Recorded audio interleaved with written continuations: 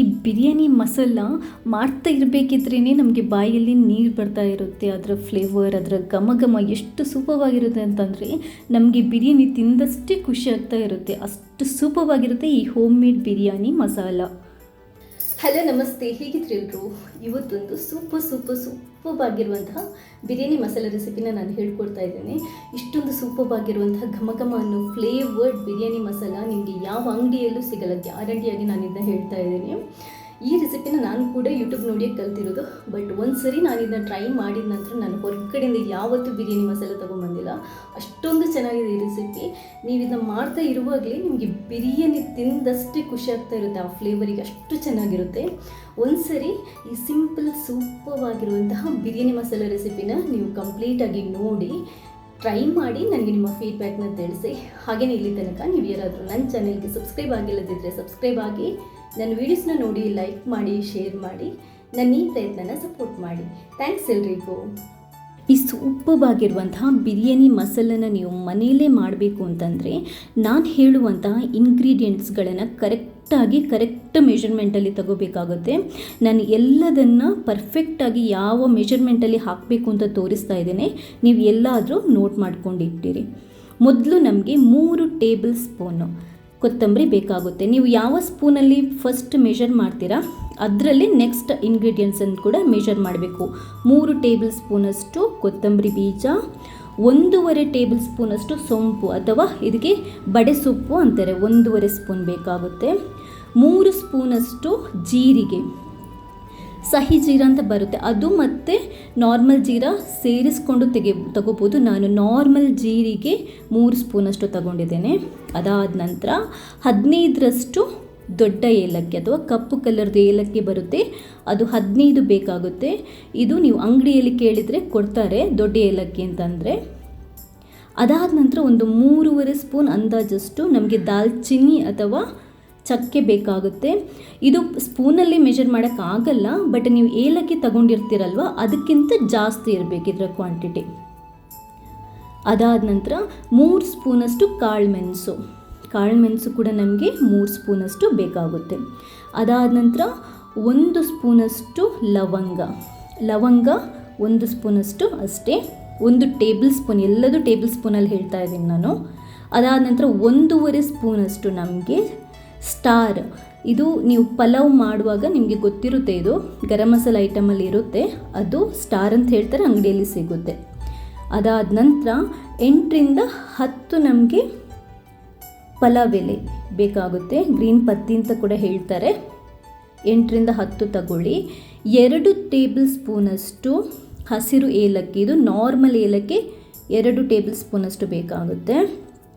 ಅದಾದ ನಂತರ 1 ಜಾಯಿಕಾಯಿ ಮತ್ತು ಒಂದು ಸ್ವಲ್ಪ ಜಾವಿತ್ರಿ ಹೂ ಬರುತ್ತೆ, ಇದು ಕೂಡ ಫ್ಲೇವರ್ಗೆ ಹಾಕ್ತಾರೆ, ಪರಿಮಳಕ್ಕೆ ಹಾಕ್ತಾರೆ. ಇದು ಒಂದು 4-5 ತುಂಡು ತಗೋಬೋದು ನೀವು, ಅಥವಾ 2 ದೊಡ್ಡ ಹೂ ಇದ್ದರೆ 2 ದೊಡ್ಡ ಹೂ ತಗೋಬೋದು. ಇದಾದ ನಂತರ ನಮಗೆ 2 ಸ್ಪೂನಷ್ಟು 2 ಟೇಬಲ್ ಸ್ಪೂನು ಅಷ್ಟು ಅರಿಶಿನ ಪುಡಿ ಬೇಕಾಗುತ್ತೆ. ನೆಕ್ಸ್ಟ್ 1 ಸ್ಪೂನಷ್ಟು ಕಾಶ್ಮೀರಿ ಚಿಲ್ಲಿ ಪೌಡರ್, ಅಂದರೆ ಕಲರ್ ಜಾಸ್ತಿ ಇರುತ್ತೆ, ಇದು ಅಂಗಡಿಯಲ್ಲಿ ಕೇಳಿದರೆ ಕಾಶ್ಮೀರಿ ರೆಡ್ ಚಿಲ್ಲಿ ಪೌಡರ್ ಅಂತ ಸಿಗುತ್ತೆ, ಅದು 1 ಟೇಬಲ್ ಸ್ಪೂನಷ್ಟು ಬೇಕಾಗುತ್ತೆ. ನಾರ್ಮಲ್ ರೆಡ್ ಚಿಲ್ಲಿ ಪುಡಿ, ಕೆಂಪು ಮೆಣಸಿನ ಪುಡಿ ನಮಗೆ 2 ಸ್ಪೂನಷ್ಟು ಬೇಕಾಗುತ್ತೆ, 2 ಸ್ಪೂನು. ಓಕೆ,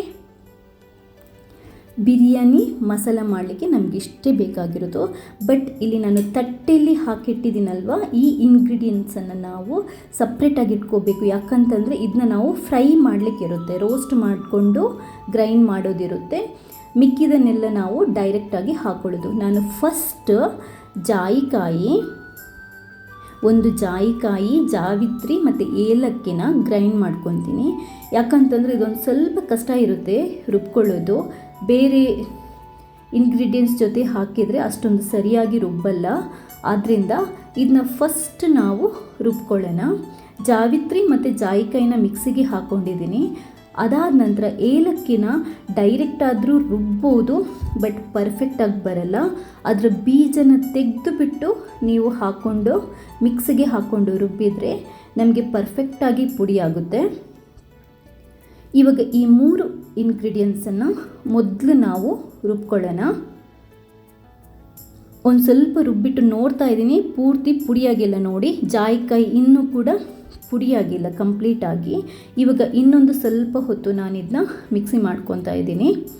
ಇವಾಗ ನೋಡಿ ಪರ್ಫೆಕ್ಟಾಗಿ ಈ 3 ಇಂಗ್ರೀಡಿಯೆಂಟ್ಸ್ ಕೂಡ ಪುಡಿಯಾಗಿದೆ. ಇದರದ್ದು ಕೆಲಸ ಆಯಿತು. ಈಗ ನಾವಿದನ್ನ ಒಂದು ಪಾತ್ರೆಗೆ ತೆಗೆದಿಟ್ಬಿಡೋಣ.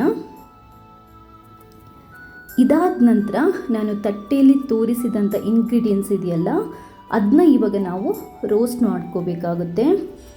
ಎಲ್ಲದನ್ನು ನೀವು ಸ್ಟವ್ ಮೇಲೆ ಒಂದು ಪ್ಯಾನ್ ಇಟ್ಬಿಟ್ಟು ಹಾಕ್ಕೊಳ್ಳಿ. ಅದಾದ ನಂತರ ಲೈಟ್ ಉರಿಯಲ್ಲಿ, ಮತ್ತೆ ಹೇಳ್ತಾ ಇದ್ದೀನಿ ನಾನು, ಕಮ್ಮಿ ಉರಿಯಲ್ಲಿ ಇಟ್ಕೊಂಡು ನಾವಿದನ್ನ ರೋಸ್ಟ್ ಮಾಡ್ಕೋಬೇಕಾಗುತ್ತೆ. ಜಾಸ್ತಿ ಉರಿ ಮಾಡ್ಕೋಬೇಡಿ. ಎಲ್ಲಾದರೂ ಯಾವುದೇ ಇಂಗ್ರೀಡಿಯೆಂಟ್ಸ್ ಕರಟಿ ಹೋದರೆ ಕಂಪ್ಲೀಟಾಗಿ ಮಸಾಲದು ಫ್ಲೇವರೇ ಚೇಂಜ್ ಆಗುತ್ತೆ. ಇದನ್ನ ಎಷ್ಟೊತ್ತು ನಾವು ಹುರಿಬೇಕು ಅಂತಂದರೆ, ಕೊತ್ತಂಬರಿ ಬೀಜದ ಕಲ್ಲರ್ ಒಂದು ಸ್ವಲ್ಪ ಚೇಂಜ್ ಆಗೋ ತನಕ ನಾವಿದನ್ನ ಹುರಿಬೇಕಾಗುತ್ತೆ.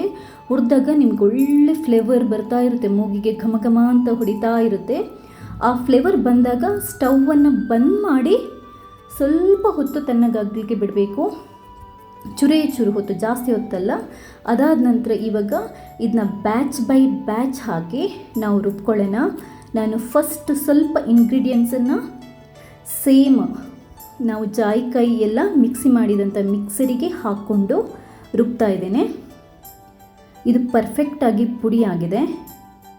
ಇವಾಗ ಇದನ್ನ ಅದೇ ಪಾತ್ರೆಗೆ ತೆಗೆದಿಟ್ಬಿಟ್ಟು ಈಗ ಮಿಕ್ಕಿದ ಇಂಗ್ರೀಡಿಯೆಂಟ್ಸನ್ನು ಹಾಕಿಬಿಟ್ಟು ಇವಾಗ ಉಳಿದಿರೋ ಈ ಪಲಾವ್ ಎಲೆ ಇದೆಯಲ್ಲ ಅದನ್ನು ಕೂಡ ನೀವು ಕೊನೆ ಬ್ಯಾಚಿಗೆ ಹಾಕ್ಕೊಂಡು ರುಬ್ಕೋಬೋದು.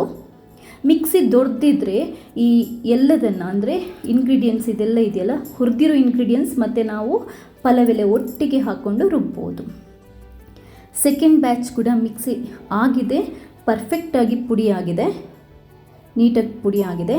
ಇವಾಗ ನಾನಿದನ್ನ ಈ ಸೇಮ್ ಮಿಕ್ಸರ್ ಬೌಲಿಗೆ ಹಾಕ್ಕೊತಾ ಇದ್ದೀನಿ. ಇದಾದ ನಂತರ ನಮಗೆ ಇನ್ನೂ ಒಂದು ಕೆಲಸ ಬಾಕಿ ಇದೆ. ಅದೇನು ಅಂತಂದರೆ ಅರಿಶಿನ ಪುಡಿ, ಅದಾದ ನಂತರ ಖಾರದ ಪುಡಿಗಳಿರುತ್ತಲ್ವ, ಅದೆಲ್ಲದನ್ನು ಹಾಕಿ ಮಿಕ್ಸ್ ಮಾಡುವಂಥದ್ದು. ಇದು ಕೊನೆಯದಾಗಿ ಮಾಡುವಂಥದ್ದು. ಇದನ್ನ ಇವಾಗ ಎಲ್ಲದನ್ನು ಹಾಕಿಬಿಟ್ಟು ಮಿಕ್ಸ್ ಮಾಡ್ಕೊಳ್ಳಿ. ನೀವು ಇದನ್ನ ಮಿಕ್ಸ್ ಮಾಡ್ತಾ ಇರಬೇಕಿದ್ರೆ ನಿಮಗೆ ಅದರ ಫ್ಲೇವರ್ ಇದೆಯಲ್ಲ, ನಾವು ಮನೆಯಲ್ಲಿ ಬಿರಿಯಾನಿ ಮಾಡ್ತೀವಲ್ವ ಅದೇ ಫ್ಲೇವರ್ ನಿಮಗೆ ಮೂಗಿಗೆ ಬಡಿತಾ ಇರುತ್ತೆ, ಅಷ್ಟು ಚೆನ್ನಾಗಿರುತ್ತೆ.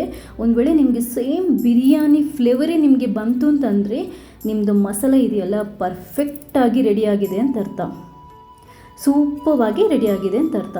ಇದೊಂದು ಚೂರು ತಣ್ಣಗಾದ ನಂತರ ನಾವಿದನ್ನ ಯಾವುದಾದ್ರೂ ಒಂದು ಕಂಟೈನರಿಗೆ ಹಾಕಿ ಟೈಟ್ ಮಾಡಿ ಕ್ಲೋಸ್ ಮಾಡಿ ಯಾವುದಾದ್ರೂ ಪ್ಲೇಸಲ್ಲಿ ನಾವು ಸ್ಟೋರ್ ಮಾಡಿ ಇಡ್ಬೋದು. ಫ್ರಿಜ್ಜಲ್ಲಿಟ್ಟರೆ ತುಂಬ ದಿನ ಬರುತ್ತೆ.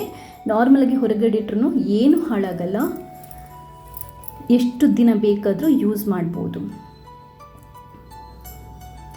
ಇದನ್ನ ಹಾಕಿ ಬಿರಿಯಾನಿ ಮಾಡೋದು ಹೇಗೆ ಅಂತ ಕೂಡ ನಾನು ನೆಕ್ಸ್ಟ್ ವಿಡಿಯೋದಲ್ಲಿ ಹೇಳ್ಕೊಡ್ತೇನೆ.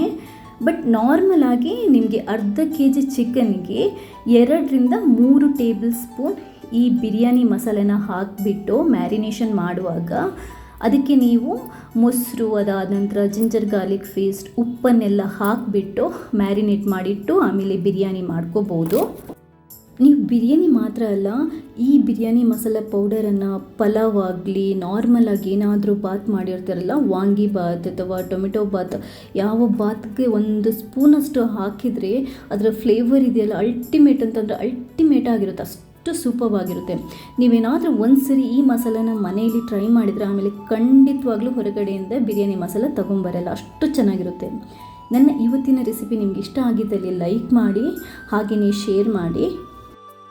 ಖಂಡಿತವಾಗ್ಲೂ ಈ ರೆಸಿಪಿನ ಒಂದ್ಸರಿ ಟ್ರೈ ಮಾಡಿ ನನಗೆ ನಿಮ್ಮ ಫೀಡ್ಬ್ಯಾಕ್ನ ಕೂಡ ತಿಳಿಸ್ಲಿಕ್ಕೆ ಮರಿಬೇಡಿ. ಹಾಗೆಯೇ ಇಲ್ಲಿ ತನಕ ನೀವು ಯಾರಾದರೂ ನನ್ನ ಚಾನಲ್ಗೆ ಸಬ್ಸ್ಕ್ರೈಬ್ ಆಗಿಲ್ಲದಿದ್ದರೆ ಸಬ್ಸ್ಕ್ರೈಬ್ ಆಗಿ, ನನ್ನ ವೀಡಿಯೋಸ್ನ ನೋಡಿ ಲೈಕ್ ಮಾಡಿ ಶೇರ್ ಮಾಡಿ ನನ್ನ ಈ ಪ್ರಯತ್ನನ ಸಪೋರ್ಟ್ ಮಾಡ್ತಾನೇ ಇರಿ.